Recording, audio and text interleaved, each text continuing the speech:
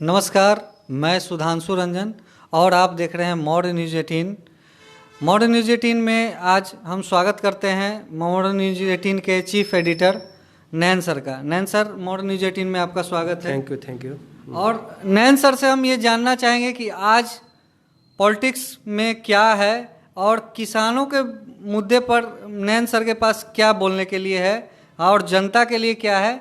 Sir, आज कुछ बताएं।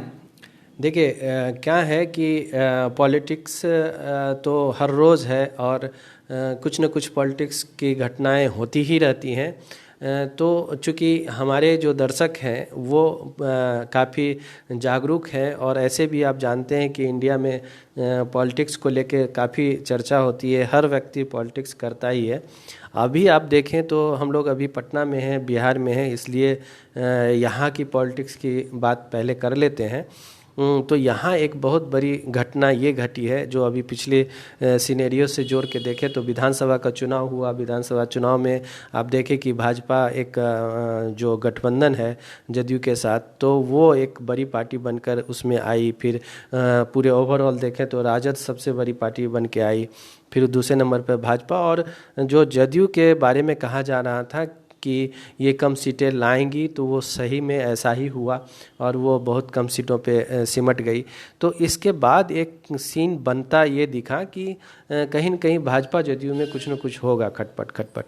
तो वो तो बातें सिर्फ हो रही थी, लेकिन नीतीश कुमार को मुख्यमंत्री बनाया गया भाजपा की तरफ से कि नहीं, मुख्यमंत्री नीतीश कुमार ही होंगे। लेकिन अब नीतीश कुमार ने ये देखा कि संगठन और भाजपा और जिस तरह से भाजपा हावी हो रही है, तो ये कहीं न कहीं उनको लगा कि अब ये संगठन जो है हमारा वो कहीं ना कहीं चरमरा जाए।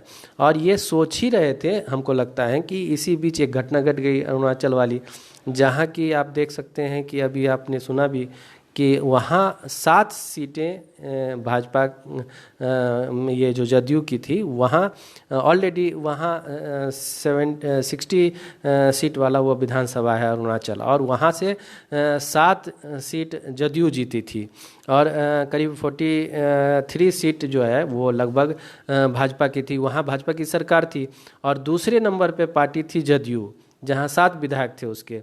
तीसरे नंबर पे और कोई दूसरी पार्टी है और उसके 4 सीटें वहाँ कांग्रेस की थी। तो ऐसी स्थिति में जदयू ने अलायंस का जो धर्म है वो निभाया और निभाते हुए उसने 7 विधायकों को सपोर्ट में रखा था, भाजपा के सपोर्ट में, यानी विपक्ष की कुर्सी उसने नहीं थामी थी। ऐसी स्थितियों में भी 6 विधायक को अभी के दौर में ये खींच लेना, जबकि जदयू भाजपा अभी साथ हैं, तो वो खींच के ले गई अपने पाले में भाजपा। तो ऐसी स्थितियों में क्यों ऐसा हुआ, ये बहुत ही सोचने वाली बात है। और पॉलिटिक्स में आप समझें कि जब सीन हर रोज़ बदलता है और नीतीश कुमार को जब आप मुख्यमंत्री बना चुके हैं, जदयू के साथ अलायंस कर चुके हैं और भाजपा के बारे में ये कहा जाता है कि वो अपनी जो अलायंस है उसके साथ गठबंधन धर्म निभाती है, तो फिर ऐसा क्या हुआ कि आपने फिर जदयू के 6 विधायकों को अपने पाले में कर लिया। आप सपोर्ट जब मिल ही रहा था तो वहाँ मंत्रिमंडल में शामिल कर लेते, इस तरह से भी आप उसका साथ ले सकते थे, लेकिन आपने 6 विधायकों को अपनी पार्टी में शामिल कर लिया। तो ये जो सीन बना, उसके बाद नीतीश कुमार ने ये कहा कि मुझे अब संगठन में एक नए व्यक्ति को संभालने के लिए देना है।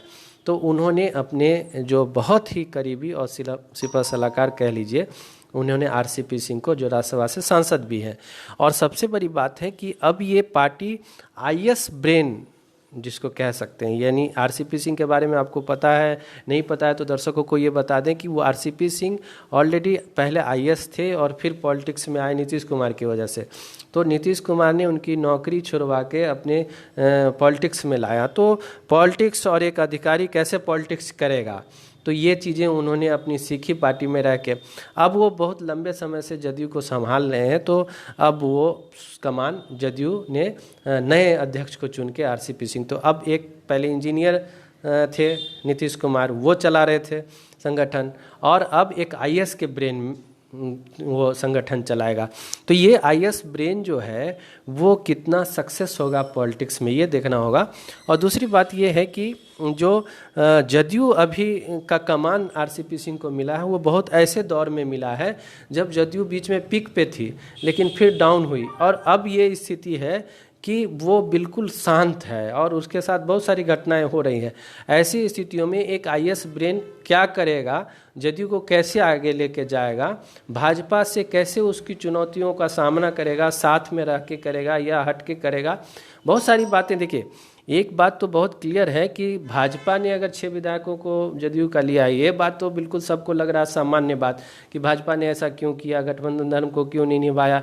भाजपा ऐसा नहीं है कि गठबंधन धर्म को निभाती नहीं है या निभाना नहीं जानती है, लेकिन अगर वो 6 विधायक उसके भाजपा में शामिल कराया है तो उसके ठोस प्रमाण होंगे भाजपा के पास। ऐसा नहीं है कि वो आई गई चीज़ें कर लेंगी और उसके पास बहुत ठोस जवाब होंगे। अभी तक किसी शीर्ष नेता का तो जवाब नहीं आया भाजपा की तरफ से कि हमने 6 विधायकों को क्यों शामिल कराया, ऐसी कौन सी बात थी। और ना ही वो 6 विधायक अभी खुलकर कुछ बातें कह रहे हैं, बस ये बातें कही जा रही है कि भाई वो लोग शामिल हो गए, किन परिस्थितियों में शामिल हुए, क्यों शामिल हुए। हाँ, ये अभी भाजपा की तरफ से बड़े शीर्ष नेता जो हैं जैसे अमित शाह वगैरह या जेपी नड्डा वगैरह कुछ बयान अगर देंगे इस पे, तब जाके बात खुलेगी कि क्या सच में ये भाजपा ने कराई या भाजपा पहले से कुछ बता रही थी कि भाई ऐसा होने वाला है, सारे विधायक हमारे पास आना चाहते हैं और क्यों आना चाहते हैं। हो सकता है कि संगठन जदयू में अच्छे से संगठन चलाने वाला कोई ना हो या अध्यक्ष खुद थे नीतीश कुमार, ध्यान नहीं दे रहे होंगे अपनी पार्टियों के पूरे राष्ट्रीय स्तर पे, तो हो सकता है कि वहाँ के विधायकों को ये लगा होगा कि इस पार्टी को अब कोई देखने समझने वाला सही से नहीं है, तो पार्टी में रह के भी क्या करा जाए, या बहुत सारी बातें हो सकती है जो सामने आएंगी। इसलिए ये एक बार कह देना कि भाजपा ने बहुत बड़ी गलती कर ली, हाँ, और विधायक को खींच लिया अपने पाले में, ऐसा नहीं हो सकता। वो 6 विधायक ने मन बनाया हो कि अब जदयू में मुझे कोई देखने वाला समझने वाला है नहीं, तो अब चलो भाई राष्ट्रीय स्तर की पार्टी में हम शामिल हो जाएं। तो कुछ भी हो सकता है, जो बातें अभी सामने आएगी तो पता चलेगा कि क्या होगा नहीं होगा।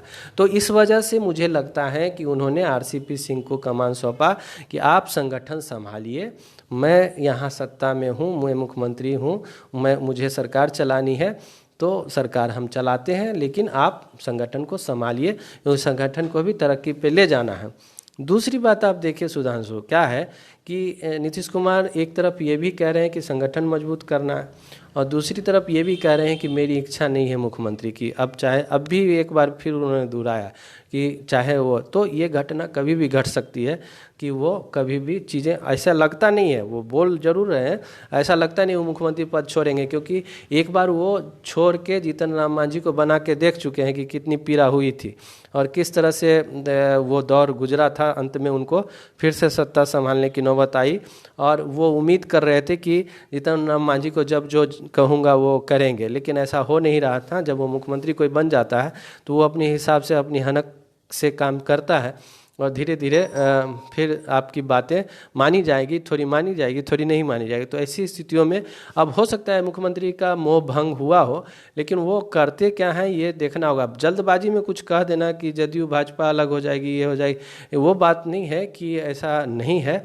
राजद में फिर से सटने के लिए वो 25 बार सोचेंगे और ज़रूरी नहीं है कि नीतीश कुमार फिर से राजद के साथ अटैच हो जाएं। ये वो बहुत मूडी मिजाज के हैं, लोग जानते हैं, और सिर्फ सरकार बनाने के लिए सट जाएंगे, ऐसा नहीं है।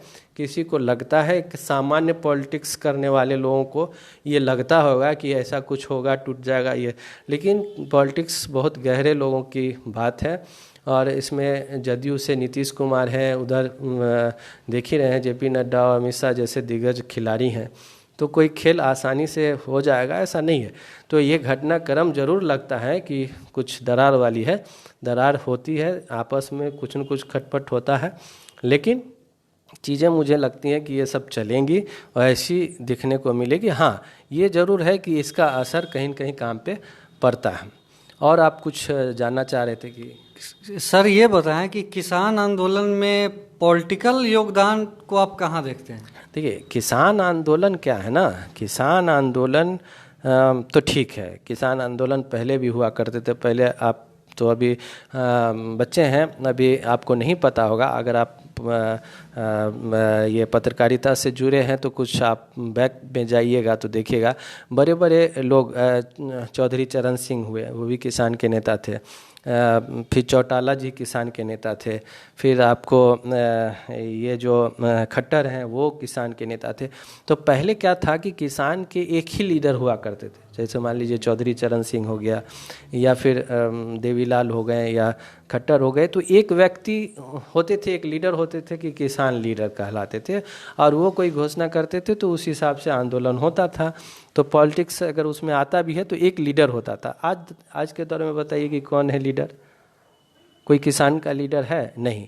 तो कोई किसान का लीडर नहीं है तो 10 खेमा बना हुआ है, तो आपस में तो पहले आप एक नहीं हैं और उसके बाद चले हैं आंदोलन करने। तो ठीक है, आंदोलन करना चाहिए, आप मुद्दों को लेकर आंदोलन करिए, लेकिन अब क्या हो रहा है कि इसको भी एक तरह से क्या होता है कि हर संगठन अपने आंदोलन तो किसान का है, किसान के नाम का है, बैनर है किसान का, लेकिन आप अलग अलग एजेंडे पे काम कर रहे हैं। तो ऐसे भी स्थितियों में क्या होगी, सरकार पे क्या दबाव बनेगा?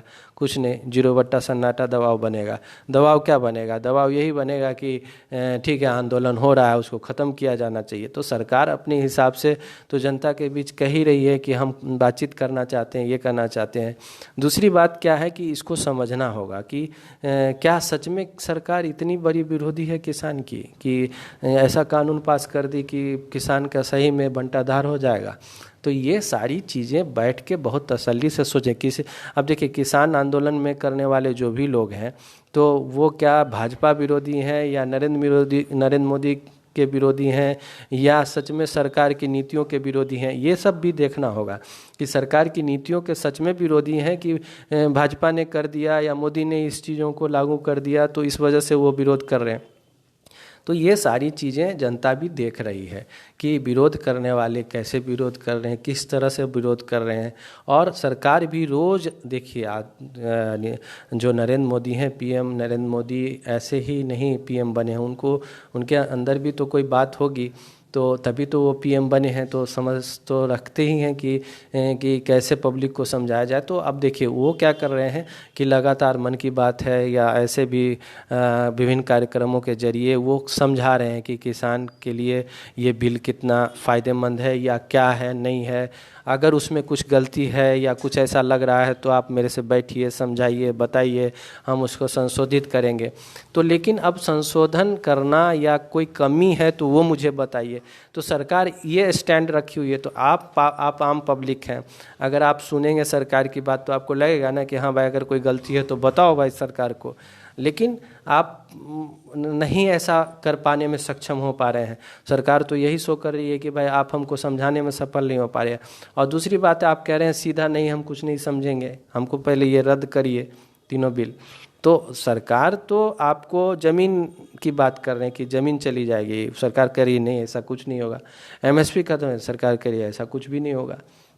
एग्रीमेंट पे काम होगा तो ऐसा कुछ भी नहीं होगा। किसानों को जो व्यवसायी हैं जो एग्रीमेंट करेंगे वो उसकी ज़मीन हड़प लेंगे, उसको दिक्कत होगी, तो सरकार करे ऐसा कुछ भी नहीं है। किसानों के लिए ही फ़ायदेमंद है, किसान जब चाहें अपने एग्रीमेंट को ख़त्म कर सकते हैं।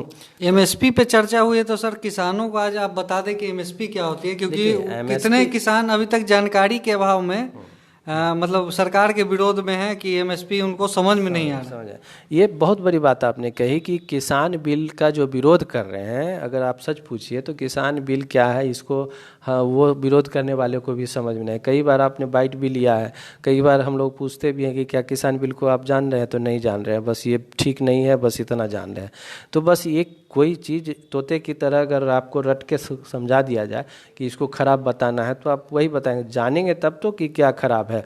तो अब देखिए एमएसपी की बात आपने, तो ये जो है जो मिनिमम सपोर्ट प्राइस है, जो मिनिमम समर्थन मूल्य है, ये कब तय होता है? ये देखिए ये क्या है, आप समझिए इस चीज़ों को। सरकार किसी भी अनाज को कितनी कीमत पर बेचनी है, सरकार एक मूल्य तय करती है। सरकार का कहना है कि आप खेतों में उपजाइए, अनाज जो उपजेगा उसको आप चाहे जिस कीमत पर बेचिए, आप बेचने के लिए स्वतंत्र हैं। लेकिन अगर आपको कहीं नहीं बेच पाए तो मेरे तरफ से ये इसकी कीमत मिलेगी और हम सरकार आपकी ये अनाज आपकी खरीद लेगी इस मूल्य पे, जो एमएसपी है उस मूल्य पे खरीद लेगी। मान लिया किसी अनाज की कीमत उसने 1800 रुपये रख दी, तो आप स्वतंत्र हैं, कहीं भी 1800, 1900, 1700, 1500, 1400, आप अपने हिसाब से, आप किसान हैं, आप उपजाइए और बेचिए। लेकिन सरकार आपका इंतज़ार कर रहे हैं कि हम सरकार से ही बेचेंगे, तो सरकार एक टाइम अपना बॉन्ड में वो ओपन करती है और अनाज खरीदती है, एक वो मूल्य 1800 में, तो 1800 में ही अनाज देगी। तो एक तो आपको क्या है कि सरकार खरीदेगी आपसे 1800 में, वो जो समर्थन मूल्य यही है। तो आप ये ज़रूरी नहीं है कि आप सरकार से ही बेचिए, आप कहीं भी बेच सकते हैं, लेकिन सरकार के पास ये मूल्य में आपको खरीद बिक्री होगी। अब दिक्कत क्या है कि ये तो है, लेकिन सरकार भी क्या है कि किसानों का अनाज तो खरीद नहीं पाती है पूरी तरह से। तो किसानों का अनाज आप समय पे नहीं खरीदेगा तो किसान के पास जगह कहाँ है रखने के लिए, वो उपजाने के बाद उसको रखने की जगह नहीं है, तो किसान का अनाज बर्बाद होता है। अनाज बर्बाद होता है तो वो क्या करता है कि आप और हम कोई गए और औने पौने भाव में ले लिए, तो किसान सोच रही है कि अब वो सरकार मार्च में खरीदेगी, अप्रैल में खरीदेगी, डे वन से तो खरीदना शुरू नहीं कर देती है सरकार। 1800 तो ठीक है, लेकिन आप डे वन से तो आप खरीदते नहीं है, तो अनाज कहाँ रखेंगे किसान, तो वो दिक्कत होती है। तो नतीजा क्या होता है, कहीं से भी वो औने पौने भाव में बेच लेते हैं किसान। तो एमएसपी होते हुए भी किसान को ये मामला फंसता है। दूसरी बात है कि हर एक स्टेट का एक अपना अधिकार है कि हमको क्या करना है नहीं करना है। तो कोई तरह की अगर किसान बिल में त्रुटि है या किसी तरह की बात, तो बिल पास हो गया, कानून भी बन गया, आप अपने स्टेट के हिसाब से भी रख लीजिए, देख लीजिए कि हमको कहाँ किसानों को नुकसान है या कौन चीज़ें लागू करनी है नहीं लागू करनी है। तो स्टेट का भी मामला होता है, तो सारे स्टेट के गवर्नमेंट। लेकिन जब बिल पास होने से पहले जब सब लोगों के ने सिग्नेचर कर दिया, उस समय क्या आपने नहीं देखा कि क्या है नहीं है, तो अब आप उसको लेके इतनी दिनों के बाद बवाल, तो देश भी तो फंसा हुआ है, पूरे देश की जनता फंसी हुई है। तो एक जो जिच है कि हमको ये चाहिए, वो सरकार करेगी कि नहीं, ये आप हमको बताइए क्या त्रुटि, हम दूर करेंगे। तो एक बीच का रास्ता, कोई जिद से कोई भी चीज़ें नहीं चलती है कि जिद पे अड़े हैं और उसके चलते पूरे देश में हायरार्की पैदा हो। इससे क्या होगा कि आस पड़ोस की जो देश हैं वो उसका फ़ायदा उठाएंगे। बहुत बात है जुड़ी हुई, तो समझने की ज़रूरत है। यहाँ जो किसान संगठन है उनको भी थोड़ा समझने की ज़रूरत है, और सरकार ये भी कह रही है कि जब होने तो दीजिए, कानून को पर काम होने तो दीजिए, हम हैं और हमारे बीच अगर कुछ ऐसा होगा तो आप देखेंगे। तो एक चांस मुझे लगता है कि किसानों को भी देना चाहिए कि चलिए ठीक है, किसान जब पीएम मोदी खुद कह रहे हैं, पीएम खुद कह रहे हैं, गृह मंत्री खुद कह रहे हैं, एक चांस हमको लगता है कि देना चाहिए। अगर कुछ होगा तो फिर एक बड़ा सा तो सब चीज़ सामने आएगा कि हाँ भाई देखिए, आप जो कह रहे थे कि नहीं होगा, वो देखिए गड़बड़ हुआ कि नहीं हुआ। हाँ, तो ये चीज़, और जो त्रुटि है, जो वास्तव में बहुत बड़ी त्रुटि है, जो सरकार को भी लगता है, वो किसानों की बात को समझ के, और वो ये नहीं है कि कोई जिद पे अड़ के देश को भी नुकसान है। आज समझिए कि इतनी ठंड में किसान हैं और उन पे तरह तरह के आरोप भी लग रहे हैं, तो वो सारी चीज़ें जो अनावश्यक एलिमेंट हैं वो घुस जा रहे हैं, बहुत सारी चीज़ें हैं, तो ड्रिल करने वाले भी लोग हैं, बहुत सारी चीज़ें हैं। तो देश कहीं ना कहीं तो सफ़र करता है, बहुत चीज़। अभी कोरोना से लोग ऐसे ही उभरे हैं, और फिर अभी पॉकेट में पैसे नहीं हैं लोगों के, अभी व्यवसाय भी की भी तरक्की करनी है, अभी देश को भी बहुत सारी चीज़ों से जूझना है, तो वो सारी चीज़ें भी देखनी है। तो किसान तो हमारे लिए बहुत महत्वपूर्ण है, और किसान बिल भी तो मुझे लगता है कि सरकार इतनी विरोधी तो हो ही नहीं सकती है कि किसान का एक बंटाधार करने के लिए कोई बिल ला दे। तो ये सब बात समझना होगा। सिर्फ विरोध करने के लिए विरोध करना तो ठीक है, सबको अधिकार है, लेकिन किसान को भी और सरकार को बीच का कोई रास्ता निकालना होगा। हम पत्रकारों को भी ये जिम्मेवारी है कि कोई अपने हिसाब से कोई चीज़ मैनिपुलेट न कर दें सरकार के तरफ से या किसान का। तो वो वास्तविकता क्या है, किसानों के खेतों में जाके वहाँ से किसानों से बातचीत करनी चाहिए, वास्तविक किसान है उनको क्या है नहीं है। तो एक तो अच्छी बात ये है सुधांशु कि बात उठी है किसानों की, तो अब ये दूर तक जाएगी। हाँ, कुछ न कुछ अब अच्छा ही होना है किसानों के लिए, ये बात तो अब तय है। राजनीति में उछाल आते ही रहेंगे और किसानों की बात होती ही रहेगी। आप देख रहे हैं मोर न्यूज़ 18। हमारे चैनल को सब्सक्राइब करना ना भूलें, शेयर करना ना भूलें।